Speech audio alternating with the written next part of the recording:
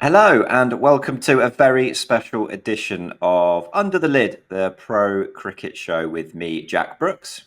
And me, a somewhat plump Katherine Sciver-Brunt. It's going to be hard to get used to this new figure of No, mine. you're looking great, Runty. Anyway, as always, this podcast is brought to you in partnership with the Cricketer and the PCA. Well, we thought it was about time, didn't we, Jack, that we look back on the first series that we made in a genius manner, somewhat whirlwind way, and relive some of our favourite moments. So here we are, back for a special episode, somewhat Christmassy. I've got my top on, Jack. I don't know about you, everybody that's watching on I've YouTube. gone for plain white tea, but Christmas tree in the background. Yeah, Little one, that's actually. I'll surrounded let you. by chocolates. I think you can just about see that. I'm in a really sexy hotel room in Bloemfontein, Nice, so all nice. the way from South Africa for this special episode. So, how do you look back and reflect on this series, Jack? And also, have you got anything to share with our listeners other than dad duties and coaching?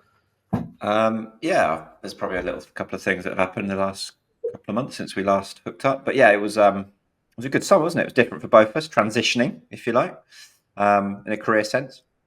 Plenty going on in our lives as well, but I really enjoyed it. It was great meeting you properly and getting to know you, and trying to put this production together with the great help from our friends at the Cricketer and the PCA. We managed to get through 20 odd weeks of it and seemed to get better or more used to it, at least. Not without a few technical difficulties, which were mainly my fault each week, to be honest with you. But it was great fun. It was great fun to meet the great and the good of professional cricket on the men's and the women's side, and catching up with some old friends, but also meeting plenty of new people with interesting and fun stories as well. And then, yeah, come the end of the season, went away for a holiday with my then girlfriend for her birthday. Got engaged during that birthday holiday. So yeah, we are 2 months away from having a second child. A bit further than you, slightly, but also now engaged. So it got real. That is the main line, actually. That's how I feel. Is very real. If anybody's watching on YouTube, this is what's real. There we go. Next, A little no, elf is on its way. no, boop. Yeah, I'm not quite 2 months away, but what am I? 6.5 months. Very round as the well. I could actually just lay on the Christmas table and present myself as a turkey. In a He's stuffed. So moving back to this podcast. Now, one of the main aims of the podcast was to really get under the lid, as the name suggests, of our guests and give them space to share personal insights that they might not do elsewhere, and any little gems that people want to hear. Now, I don't think a week went by where we didn't hear something funny or enlightening or some fantastic stories that hadn't really been aired previously publicly. All off the cuff and unscripted, obviously. No prompting for the guests whatsoever. But some bounce into my mind. Sam Kirk with his little black book. Katherine Bryce with her family history, playing with her sister and qualifying for the first ever World Cup for Scotland. And Ravi Bopara, just everything about him and his career, and everything from mental health all the way down to scoring a Test 100 at Lords. So let's have a listen.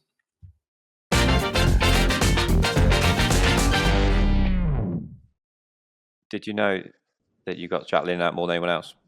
Well, there's actually, I do have a little black book of all the names Here we go. in my bag. Are you serious? With, I swear to God, with little dashes, which I started doing as a joke when I first started, and it's become a bit of a thing now in the changing room. But so I've kind of managed to keep it going, but it's not exactly a Crick Archive style, so you have to look through manually who's got the dashes. But yeah, I do have a little book, so I do keep an eye on it from time to time.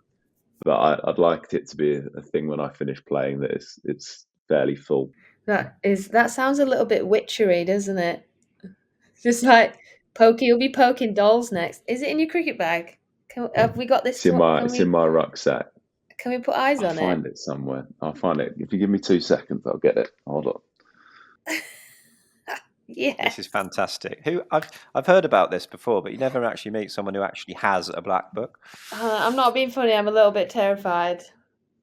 I'd like to, a little bit. It's not quite as exciting as it looks, but it's It is a fairly. little black book, though. It is, and you can see all the. It's quite neat with all the names, and Brooksy's in here somewhere. Hold on, let me find this him. is There he so... is. 23. There you are, Brooksy, somewhere in there. It's Italian. This is fantastic. So yeah, it's really sad, but I thought it was something that when I started playing, we made Oh a my joke God. about doing with the more senior guys, and I've carried on doing it now. But yeah, it's a bit This sad. is so good. I wish I had done that. We don't even need to ask him something about himself. This is the best thing I've ever heard. I love it. I absolutely love it. And you can go back your whole career and go back. That's brilliant. It's fantastic. Well, that's more the idea, is when I finish playing, it'll be something nice to look back on. But yeah, at the minute, people think I'm just a bit weird. There'll be people on there who go down as legends in the game, and you can show your kids. I got them out 14 times. Fantastic. I'm not sure about that. Yeah, that Rooty was shit. Look what Daddy did. I think it's one of those things, like, we've played together for so long. We played each other all the way through school, and it was actually quite strange that we hadn't really played against each other. The first time we played like one county game against each other, and then the second time we were supposed to play against each other was during the 100. So that was almost more strange, and I think you kind of forget how lucky you are to be able to share those moments together and take it in, actually be able to, mum and dad are both there watching you play and perform, and probably adds double the stress. But yeah, when you actually kind of step back and stop and realize that you're doing it with your sister, I think it makes it even more special. But yeah, there's a lot of times in the back garden, being various different people and charging in. I think it was mainly walked back home from school, being to Granny's and played a lot of cricket there. Granny's garden. You've still got that drive to actually mentally get yourself out of bed, drive to your game, go to the gym, train. I think it's remarkable. You've still got that energy now. It's great. Yeah, no, it's I can't say it's easy now because there's a lot of other things I like doing. There are other things I like doing, whereas in my 20s and early 30s, there's nothing else I really like doing. I used to just love playing cricket. Come end of the season, and I'm like sitting in the dressing room depressed, whereas everyone else is like celebrating it's the end of the season. I'm thinking, well, what am I going to do with my life? It's at the end of the season. What am I going to do? And now I'd be like, I just have a net or something. But literally my whole life was about cricket and achieving what I needed to achieve as a cricketer. And I suppose in my life I've probably been very selfish. With the other aspects of my life, because it's more like in relationships and stuff like that. I've just been. No. This is if you're going to be with me, then you follow what I do, kind of thing. It's my career, and you either hop on board or you're not involved, and that's what I mean by being selfish. But the motivation is still there. But there's a lot of scar tissue as well, man. There's a lot of scar tissue that comes with playing this long. It's not about the age. The body can keep going. The body can just keep going and keep going and keep going. I don't have any trouble really with my body. But when you play for 24 years, you build That's mad. you build up so much scar tissue in your brain, as in you go through so many experiences, ups and downs, but more downs than ups, as you know, as a sportsman. Yep. You generally have more bad days than good. So you build up all that scar tissue in your mind, and that's what makes it hard. That's what makes you sort of walk away from the game in the end, I think. Unless you're physically struggling. But I don't think I'm going to physically struggle for another 5 years. Actually, you know what's funny? I think the A team were touring in the West Indies as well at the same time. And I just got 100 in the A team, but we had a fitness test just before we went out to West Indies, and I failed it. I failed the fitness test, and then I get a call from the selectors to say, right, so and so's going home or something. I don't know. I can't remember who I replaced, and said, we want you in. You're in, and you're playing the next test. So I was like, all right, great. So I'll go back, play at Barbados, get 100, and then I hear from someone in the A team that there was a meeting after I'd been selected. I'd left the A team and gone and joined the main squad, but there was a meeting amongst the A team saying, and the coach called him in and said, "Do you think Ravi deserves to be called up to the main squad, having failed his fitness test?" And everyone was like, "I don't know, maybe not." I think the guys from Yorkshire said no, he doesn't deserve to be. But all the Southerners were like, "Yeah." All the Southerners were like, "Yeah, of course he does." And then, and then a day later, or a couple of days later, I don't get 100 at Barbados, and then it was all sort of forgotten about. The fitness thing wasn't really talked about after that.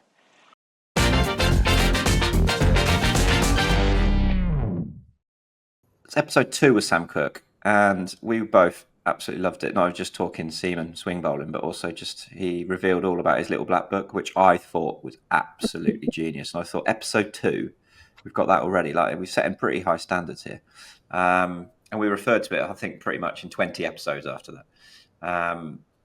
But all the guests were great, and it really gave us really detailed insights into their lives as professional cricketers.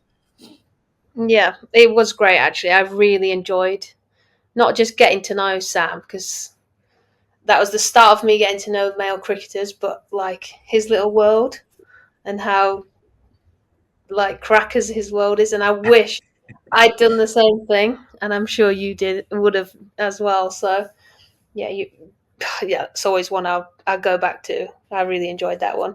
But it wasn't just like personal stories either, was it? It was like more about we were treated a few times to what it's like to play for England, or used to play for England, from either myself and you, or some guests that we would keep getting on week after week, because we didn't seem to disappoint on the guests that we had.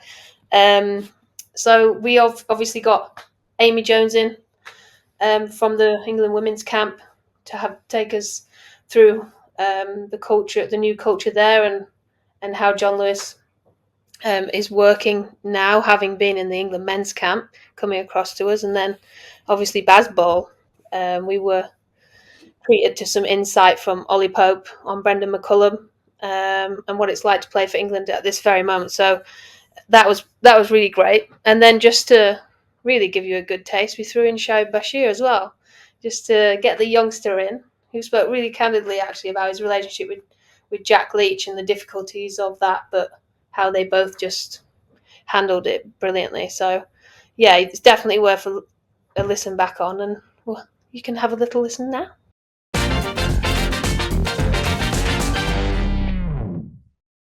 People want to know what the secret is with John Lewis. Like, there's been a lot of white ball success with him. What do you reckon it is about John that brings the best out of everyone? And what differences has he made, if any? I think, I guess as a whole team, some of the best sort of things he's brought in are around, like, obviously the way we want to play, but he's so consistent with the messaging. I think it's easy for a coach to say, well, don't worry about getting out, take on the bowler, keep being positive and going to your strengths and forget about the situations. I think it's quite easy. It's quite an easy thing to say, but if it doesn't pay off, I think it can be equally as easy for a coach to sort of doubt their own messaging and question it. But he's just been so consistent the whole time, and it's going to make us the best cricket team. And obviously inspiring and entertaining is it was his main driver, and that's something that we've all bought into. So yeah, that's definitely been a big thing. I think he treats us all as individuals. He wants happy people, and I think he does his best to manage us all separately. And it's important, that, isn't it? Because like being treated as an adult was something that I never felt like I got for a long time. I just felt like a kid somewhere where, like school, like just always wanting to please and do as you were told because there's so many rules, and you felt like it could all end at any moment if you weren't behaving or doing, and it just felt so like that, which the environment is nowhere near like that now. And all of you are so individual too, so knowing what everybody wants is an absolute headache, I imagine. It's tricky, isn't it? Like team dynamics, like how do you, we obviously all need to be working towards the same goal. There's a lot of things that need to happen for a team to feel like united, but then to get the balance with that, but also, you know, if somebody needs a break and they, you know, for whatever reason, the next 3 weeks for them looks different to some other people in the team. Like it's all just it's I think it's a really positive thing. And like you say, like if you're being told what to do all the time, you feel like a kid. Like it's draining, and it's because you grow up through cricket, right? So once you hit your 30s, you're like, it takes you a while to realize like what's happening, and you're like, oh, I'm still feel like I'm 19, but I think I'm 31 now. I think maybe I should be making my own decisions, choices, feeling more in control of my own like destiny or whatever. And it takes a while for you to realize you're actually just a bit institutionalized. I think Baz is. I remember him sort of chatting to me just after I got picked, and he was like, "Oh mate, look, my job's not to tell you where to stand, tell you where your hands go, your heads go, and just is to make you feel 10 foot tall and bulletproof." That's his saying, 10 foot tall and bulletproof. And I was like, that's good, but if you're not kind of throwing away your secret there, you're going to be like feeding me lies and stuff just to make me feel good. But he's got the way he deals with and manages people is just remarkable, because we spent a long time together as a team, and I think just the way he manages just to bring, he's a massive optimist firstly, so I think he sees that in a lot of aspects of his life and the way he coaches. So I think that definitely helps. And I think I remember the one example was at Lords, and I was like, I got out cheaply in the first game I played under McCullum and Stokes, and I was like, I didn't really play any shots. I got like 12 off 35 or something, and it wasn't like he told me off like, what are you doing? But I was like, he's like, he got a few short wide ones, and I just left them. And I was like, I remember saying to him on the Lord's balcony, I was like, I just felt a bit up and down. I didn't want to get an edge on one and stuff. And like looking back on that comment, and he was like, mate, who cares? You're gonna, every chance that edge goes over the slips firstly, and it's inside edge past the keeper for 4. Like, and I think that for me was quite a good example of his mindset in terms of like how he sees things. Don't fear getting out. You're gonna get out somehow. Try and make as many runs as you possibly can, and you'll ride a bit of luck along the way, and you have a bit of bad luck, but it'll all kind of look after itself in the long run. And so I think having those kind of mindsets allow you to firstly bounce back from low ones, but also it's just keeps things nice and simple. Whereas in the past, it's almost felt like some of the coaches have been like, your head's here, your hands are here, you're doing this. And really it's like, yeah, your technique's there. It is what it is. But it's not the reason I've shinned the ball. It's because my head wasn't right. I was probably too worried about getting nicked off, so I ended up shinning one instead. So. Well, I'll tell you what, I think the perception is that we probably hate each other, but no, honestly, we're one of the closest like friendships in the changing room. Like we get on really, really well. He offers me advice whenever, always with me all the time. Like we go to coffees, lunches together. He's actually a legend. And yeah, like we get on really, really well. And I can see, to be fair, why people think we hate each other, but it's not like that at all. Like I remember, obviously, I got in the team and Leachy was left out, and he actually came up to me and told me how happy he was for me, but obviously how disappointed he was as well. So yeah, our friendship works both ways. Like we understand each other's emotions really well, which is awesome. And yeah, he's actually a legend.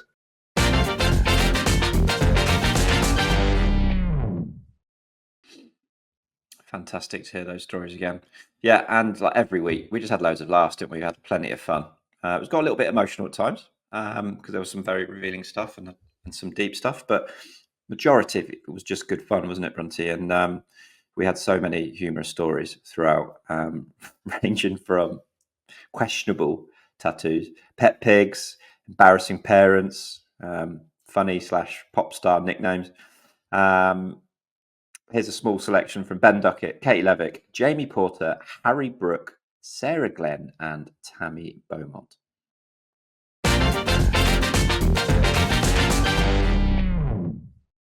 When I was 18, my first night out there, I got a tattoo of a duck on the side of my bum. So I'd like to think not many people know about that. I mean, only more. Yeah. Is it the same as the one that's on your hat? It's a duck with a cricket bat.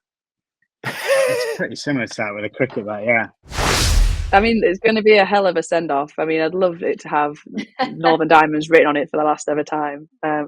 We talked about like whether no matter who won the bid, we'll never play as Northern Diamonds again because that's not going to be the structure. So we've talked about having a Diamonds funeral as our end of season do. Oh wow! Who's in the coffin? Well, I've had a funeral before in the game, not like someone actually died, but we lost the Ashes, and I don't know. I was saying something about on the group. Obviously, I don't do well with losing, as you know, Levin, especially not the Ashes and not to an Australian. So it was like, right, I feel so crap. No one wants to go out, but no one likes to go out when you feel really crap or sad. So you made a joke of it, and we were like, right, everybody wear black. So everybody wore black from head to toe, including black hair bubbles, just like black eyeliner, black everything. Many, many strange looks from all the locals in Bristol. And we proceeded to enter the nightclub and had one of the best probable nights my whole life, even though we just lost the Ashes. So I'm down with the funeral. Tell you what is scary. She likes her cricket. She's got a bat, which you could. So she thinks batting is tapping. She obviously watches the streams and she comes to watch the games. And the one thing she's picked up on is when batters tap the wicket. So I said to her before I put her to bed, "Oh, Daddy's going to pick up some new kit. Do you want me to get you a bat tomorrow?" She's like, "Yeah." So I brought it back, and she's so happy, and she just walked around the kitchen, just tapping the floor, just I'm like, "What are you doing?" She's like, "This is what Daddy does." Oh, wow. I definitely don't bat long enough to do that. I once had a pet pig. How about that? Wow, that's good. For a fact. That is, I'm a massive. What was the pig's name? I bet you can't Sherrington. Guess. Try a guess. Porky.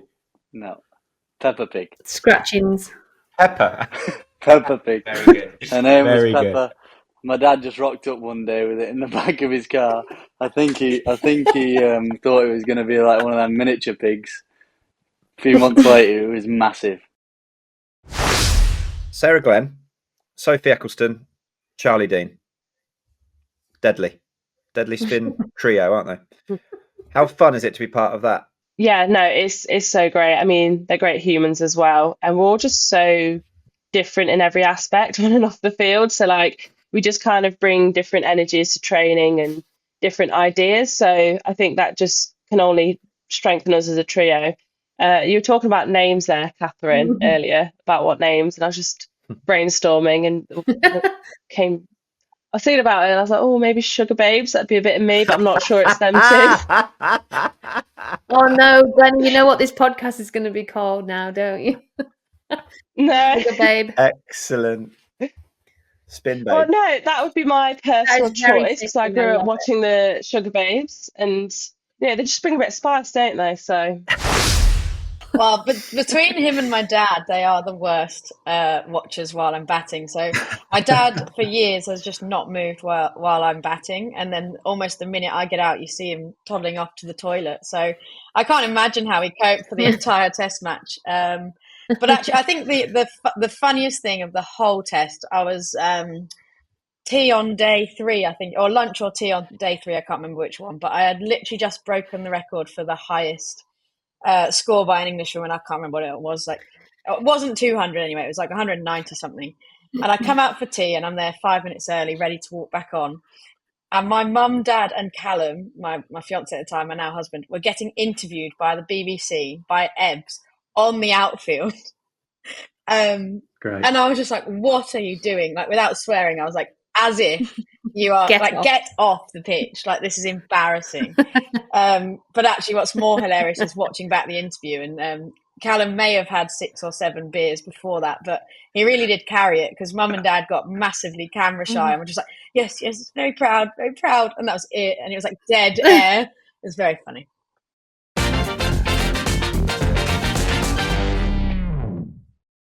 Welcome back to Under the Lid as we continue to reminisce on some of our favourite moments from the first series, Brunty. I know. Well, let's just get a little bit deep now. As you know, for pretty much every player, cricket is our greatest passion, isn't it? I guess until children come along, but I've got that to find out. And sometimes that passion can be tainted by the pressures that come with playing the game, as we both know. But for many, something happens which gives us some perspective and allows us to recognise why we love, or loved in our case, playing the game so much. And I think those stories, for me, came from quite a lot of our guests. I think the whole Under the Lid situation seemed to open that up, and everybody had a story, didn't they? Yeah, 100%. We had such a broad spectrum of things that people have been through, really, in life that affected their career, or their career spilled over into their life. Overcoming adversity. We were so grateful to how open Harry Brook in particular, Melie, Kerr, Katie George, Charlotte Edwards, for their raw honesty, really, and some of the difficult moments they'd been through, which they didn't have to do, ranging from injuries, family bereavements, mental health, and ending of a international career, if you like. Let's have a listen.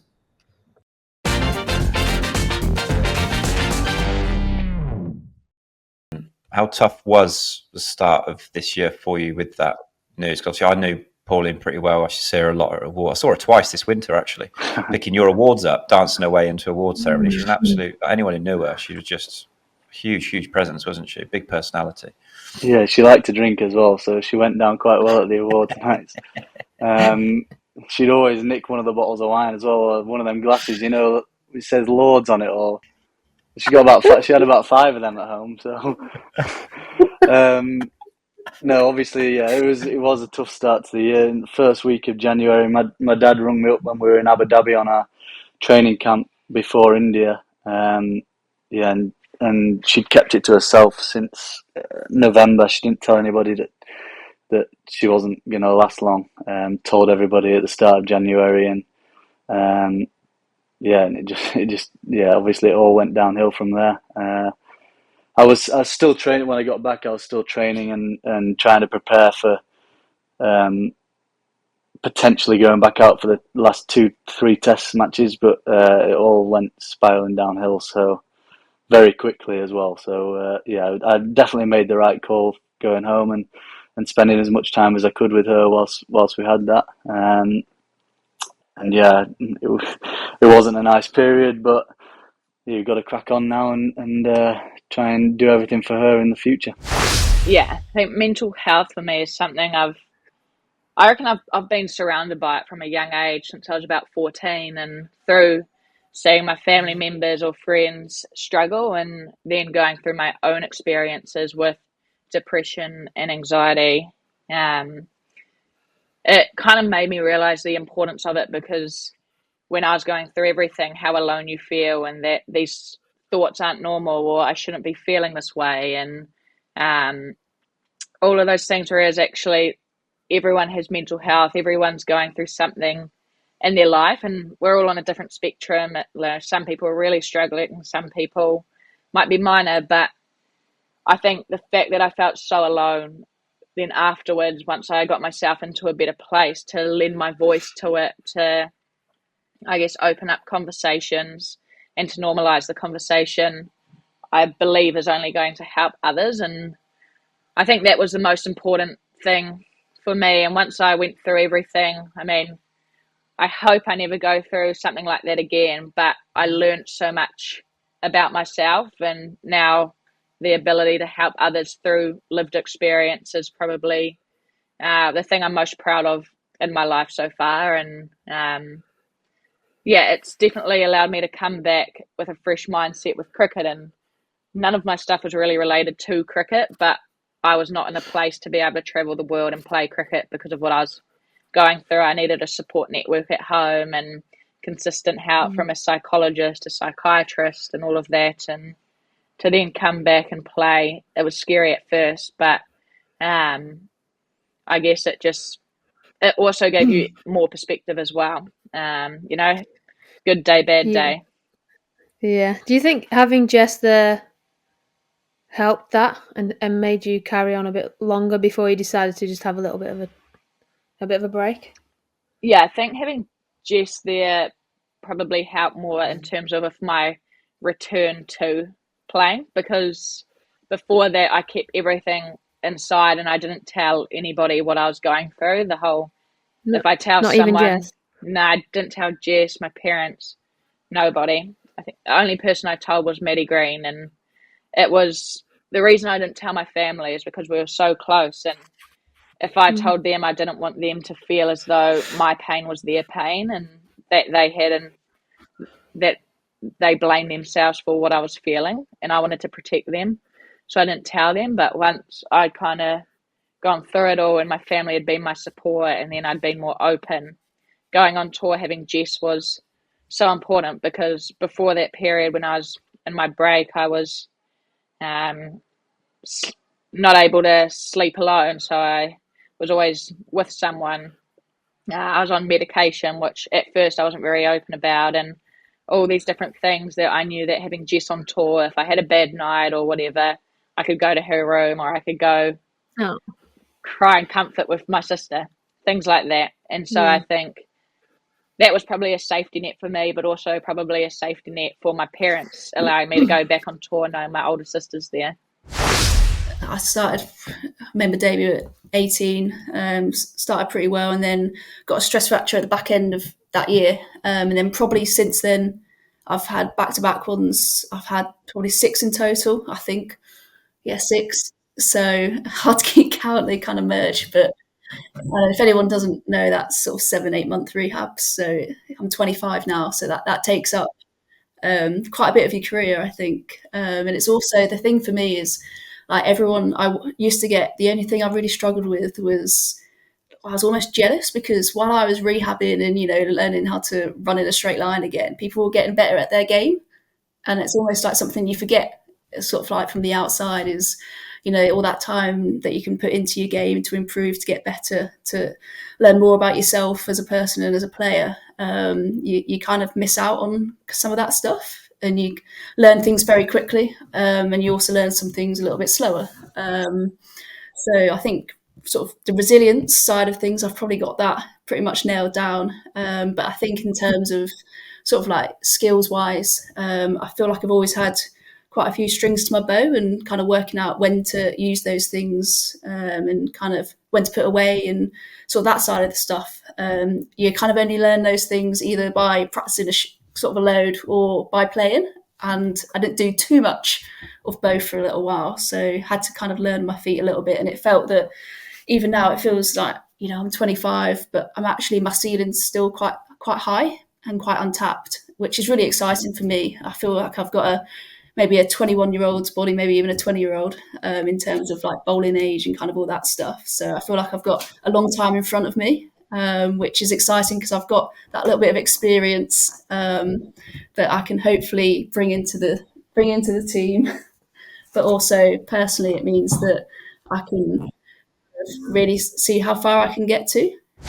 We've obviously seen Jimmy Anderson retire this year in the men's game. I'm not sure how similar it all played out with the end of your England career. It seemed like Jimmy's was probably dealt with a lot better than mine, if I'm honest. I just got a call one afternoon saying that Claire was coming to my house, and I thought that's a bit weird on a Tuesday afternoon. And literally told me there and then that I wasn't going to be involved. And then Robbo came down the next day, and Yeah, I mean, at the time it was an absolute, well, it was heart-wrenching because I just, when you're not expecting something, it's like someone had literally died, it felt like. I mean, I lost my dad when I was 25, and it was the nearest it felt to like the emotions I felt that day. And but then when I was like 3 months post it, I was just like, this is the best thing that's happened, because it made me go and do stuff I hadn't done. It made me then start to look at a new career, all stuff that I maybe not have done. And the team were flying. So it was kind of like, at the time it wasn't great for me, but like my mum said on the phone, all good things come to an end, Charlotte. That was her wise words to me. And things happen for a reason, and I was a big believer in things happen for a reason as well. And that was, and I don't know if I'd be where I am now if it wasn't for finishing when I did. So yeah.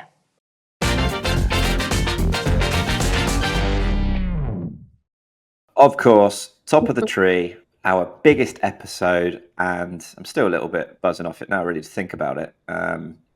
It involved you and your lovely wife, who was or is the planet's I love that. Global planet's best women's cricketer. What was the award she won? I can't remember what it was off the top of my head. Well, it's World Player of the Year, but also like Wisden Cricket of the Year and all of the above. Just did all right. That was all small fry, really, off the back of you two revealing your fertility journey to the world right here on this show. How do you feel looking back on that now? Well, like we obviously didn't need to do that, and people can look at it however they want, but we just think, like, over the years I've had lots of stories, I guess, coming from the background I've come from, being gay, but also how you sacrifice things during sport as a female. I mean, it's slightly different for guys. I mean, where your sacrifice comes in is that you miss your kids a lot, and maybe special occasions, moments like that. But with us, it's more you put your fertility journey aside completely, and you wait till you're 40 to have a child. I'm a geriatric mother. Weird. So yeah, it was. I thought, like, there's barely anything out there. There's nothing in cricket. So I thought we had the opportunity, especially with this podcast. It wasn't something planned, but it became an idea, and I thought, well, how great to, we know there's a lot of cricketers that listen to this podcast, so we thought it would be great for them to sort of live that journey with us and see how possible it is and what it looks like. And you know me, I'm quite open and honest. So yeah, the more insight, the better. I mean, it's not always great for us being so open about it, but it makes us feel great, because even if it's just helping one or two cricketers along the way, that can mean a lot. And hopefully prolong careers or make people just feel more safe within it. So yeah, it's been great, and we'll continue to share, I guess, as long as Natalie's playing and being decent. Yeah, but she's doing all right at the minute. But yeah, that was so special to hear that news through this podcast as well. It was it was very special, and no doubt you've received so much wonderful feedback. I know publicly, but also hopefully privately as well, and inspiring people who are even not sure of that situation or potentially having to go through it. But it's only going to be good things to come off the back of that. On top of that, we also shared plenty more inspiring clips throughout the series. Chris Jordan taking a T20 World Cup hat trick it might be in his home ground, actually, off the top of my head. I can't remember what it was, but his nephew was in the crowd. That was a very special moment for him, and I remember him talking about that fondly. And Tom Smith with his brutal, sort of sad reflections on the loss of his wife. And having to go through all of that, and the Cricketers Trust support. More stable than he was at that point.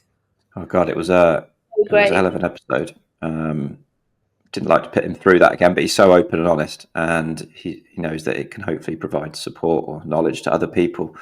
And the Cricketers Trust, such a fantastic job they do for everyone involved in the game, as players, past players, current players, and it was also on top of that an honour, but obviously not something I wanted to have to talk about. On a few thoughts on when Graham Thorpe lost his life in the summer as well. Someone who was a bit of an icon and a hero to me, someone I'd worked with. Very sad to have to speak about that this summer. But now let's listen to a few of our clips now.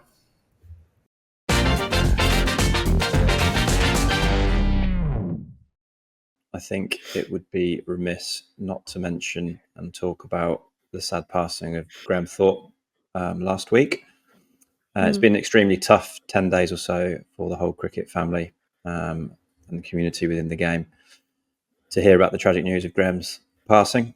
And earlier this week, news was revealed exactly what he'd been battling with and what had happened. And his family really bravely have told their story about Graham's battle with major depression and anxiety before sadly taking his own life, which frankly is quite distressing.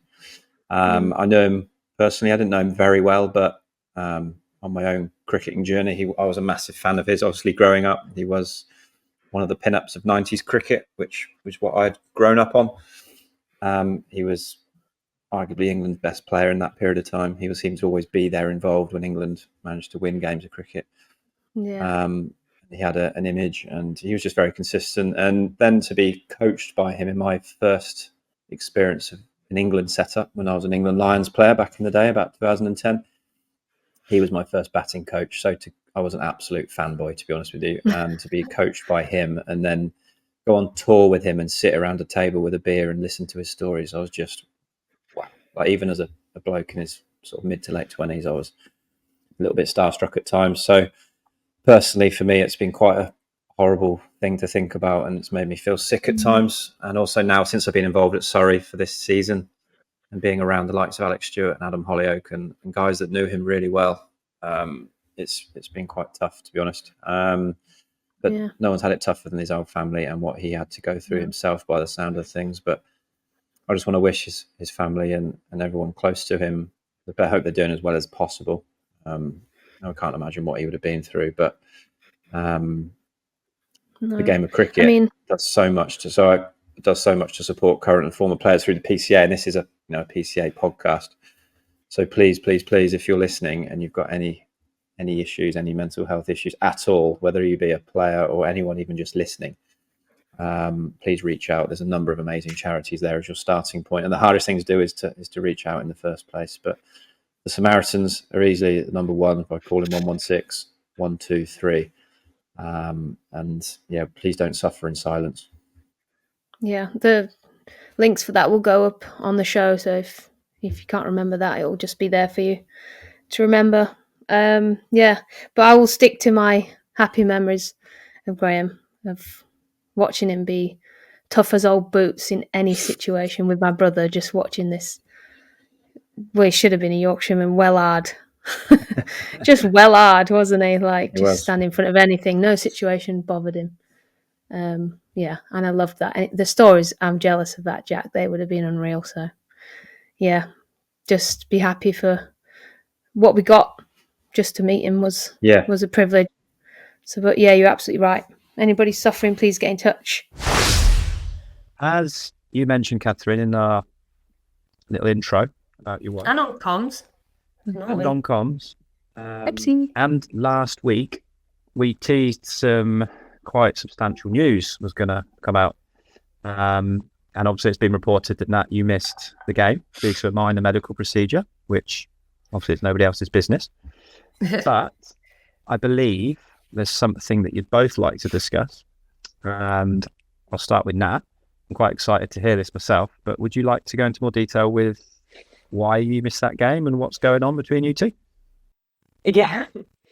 I wonder what everyone thought when he said a minor medical procedure. Like, that's very vague. Obviously on purpose. I've had my so I'd be tooth interested to know. Yeah, I'd be interested to know what people thought it was. So in the period between getting back from New Zealand and this tour starting, I thought it's a great time for me to go through the egg freezing process. So creating embryos and whacking them in the freezer for future years. On ice. Yeah, checking them on ice. Just I guess because Katherine and myself would love to start a family. And yeah, I'd also like to continue playing cricket.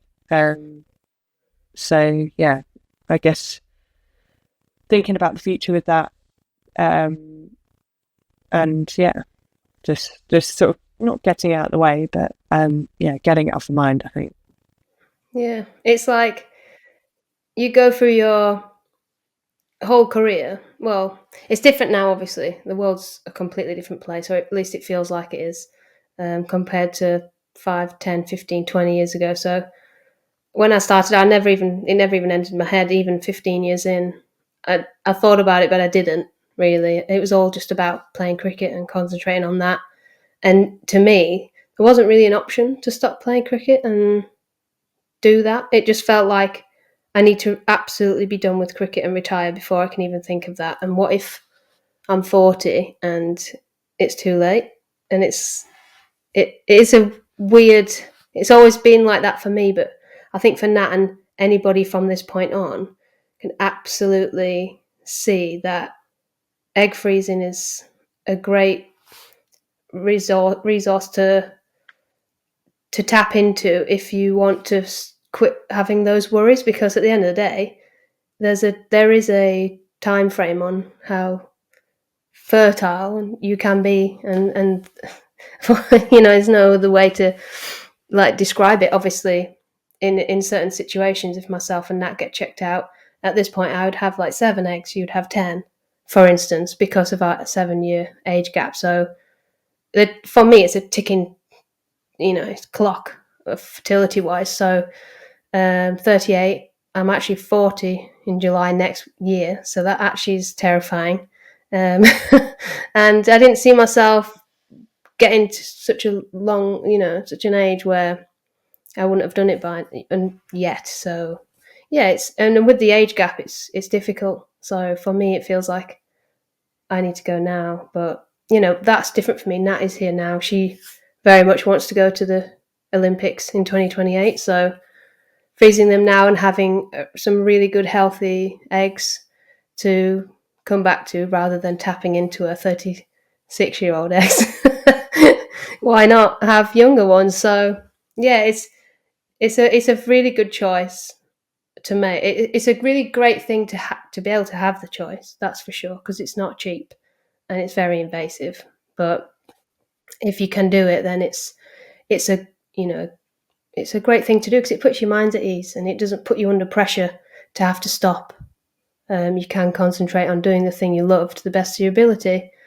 So I mean, if Nat was 24, she might want to have a child and come back and play. That would be an option then. But at 31, it's not really. It's on the verge, isn't it? It's not really. Yeah, just going back to it, that easily has to be up there with one of my best days in cricket. I mean, my little nephew, he rang me in the morning. Obviously, he rang me every game actually to tell me good luck. But he said, "Yeah, I want 3 wickets today, and tell everybody to do good and this and that." So then when I got it and I was walking off, I could see him up in the crowd, and I spotted him straight away. And honestly, the joy on his face kind of made my day, to be honest. So yeah, it was a good day. He'll never forget that ever. Exactly. It probably feels like some sort of god. Yeah, exactly. Yeah, because I literally was only looking at him, and I'm kind of giving him a salute and everything, and he loved it. He loved it. So I should start talking about psychology or clinical psych. So the PCA also paid for that, or I'm not sure. I presume it's the PCA, but yeah. So actually, Laura received support when she got her cancer diagnosis. So the PCA paid for that. Also paid for mine. So I actually went in twice. I went in initially around my dad's death, and then subsequently, then Laura had some and I had some, and then also post-bereavement. So, I really did access that, make the most of that. It made a big difference. I had a few people that really helped me. I'm very close to one of Brooks's good friends, Andrew Hodd, who's a wicketkeeper for Yorkshire and Sussex, Ben Brown, who's wicketkeeper for Hampshire. And actually, very good friend of mine, Rory Hamilton Brown, who also Captain Surrey, played for Sussex. Like, he was there, and he would have gone through, as we know about Tom Maynard dying as well. And he was there a lot for me, just sleeping on my sofa, because I only had like a little flat, and obviously the girls had one room, I had the other, and there was no guest room, so poor Rory just robbed on the sofa.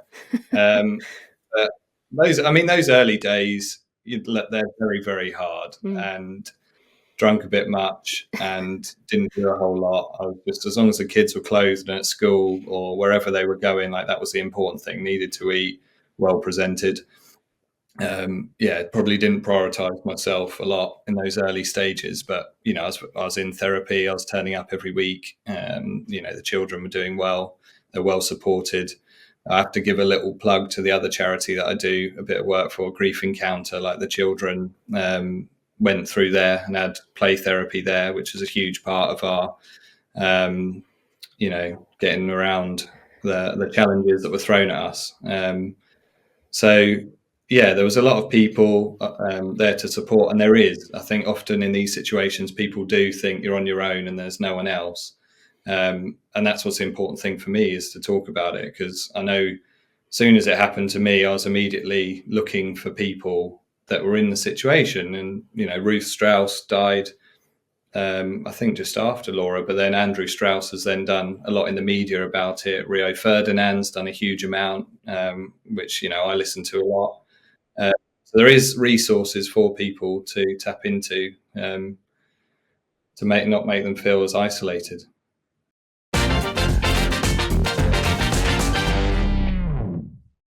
Here we are back again, but what a journey we've had on this series, 26 episodes. So this next question is a bit of an ask, Jack, but if you could select one moment from the entire series, what would it be that was your favourite? No, I don't want to sit on the fence, because it's so easy to, when you say every episode had something in it, and it was all very special, whether it be funny or enlightening.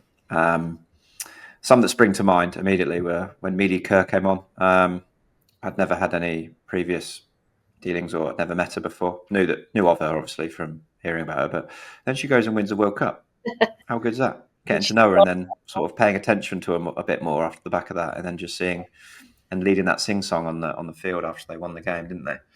The Nosey, the seam bowler in me, the seam bowling chat we had, obviously with you as well, but with Sam Cook, OHD, Big Ollie, Alan Dolby, talking about his benefit year, but also seam bowling, and Jamie Porter as well, who seemed really into his knowledge around it as well. They're just some that spring out to me straight away. How about yourself? Yeah, I don't even want to pick one. Like, I take that back, because it's impossible. It's literally impossible, because it felt like everyone was just as good as the other, and the quality we had on was epic. It's not what you know, it's who you know, isn't it, Jack? So, yeah, I mean, just to summarise, I guess I would say I love the vulnerability of a lot of our guests. I think they just felt comfortable talking to us. It's like talking to your mates, isn't it? And I guess the more comfortable they feel in that moment, the more likely they are to share. And I thought they shared brilliantly. We got really deep with a lot of guests. So I loved that bit, the vulnerability. But the second bit I liked a lot was getting to know a lot of the male cricketers, because we had half female, half male guests on here, and it was just great getting to know. It was only an hour, but you got such a look in, and a lot of the lads would, talk to me as if they knew me, and that felt so special. That actually, I think a lot of these lads gave a shit, which you never thought growing up playing in your career as a female, because we were so distant, and just felt quite second to everything the lads did. So, yeah, that was I loved that, and I've loved working with you actually, Jack. So, yeah, it's great. That's very nice. First thing you've ever said nice about me. I know how humble you are, and you, for some reason, haven't thought about why guy cricketers should know or take an interest in you. But it's you just remember you played for nearly 20 years, and you pretty much were the one constant, specifically with the ball in hand, and the way you played the game and your attitude around it. It was clearly someone that people would stand up and take notice of. So hopefully you can still look back on your career. I don't know if you spent much time looking back on your career with immense pride and enjoyment. It's been a bit of a while since you probably stopped playing now, but a few other things on your mind as well, no doubt. Yeah, maybe one day I'll do that when this child is old enough to tell. Show some old clips. Get the old VHS DVDs out. Back in my day. Now, throughout the series, we also ran the last round, which was our famous NAF quiz, as Katherine always called it. Swing from the ring. To test how well our guests knew themselves, really, and their own career, and a few little random questions thrown in as well. Now, heading into the final episode, we had a tie at the top of the leaderboard. And then Heather Knight, the superstar England women's cricket captain, she just came in, stole at the prize with the last question of the series, which proves that she is a real cricket badger. Now, here is Heather Knight.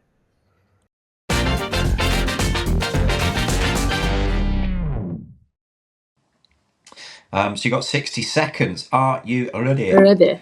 Right, 3, 2, 1. What is your highest score in T20 International? 108. Lovely. How many test matches have you played in? 12. 10, 12 or 14? Oh, fantastic. How many runs did you score in the 2019 Super League final? 76. We'll give you that. Have you got more ODI wickets or WBBL wickets? ODI. Correct. Your highest test score of 168 not out came at which venue? That was at Canberra. Correct. Name one other English player to score a century in all 3 formats, male or female. Josh Butler. Correct. How many runs did you score on your England debut versus India? 49. Absolute bottle job. Fabulous. How many WBBL titles have the Sydney Thunder won? All with me in it or with the whole team? All together. 2. Correct. Who is the PCA rep from the Western Storm? Sophie Love. Me Bob. Correct. One more. Who has played in more ODIs, you or me? Me. Correct. 1-4-3 Oh, versus bugger. 1-4-1. Boom, we've got a winner. Unlucky You Tammy. won the prize. An absolute winner. We saved the best for last, Jack. Do you know what the prize is, Heather? I don't know if you're aware or not. It's £500 J. Lindenberg voucher. Oh, boom. Unlucky Tammy. So I thought I just got just a pat on the back. PCA social media post.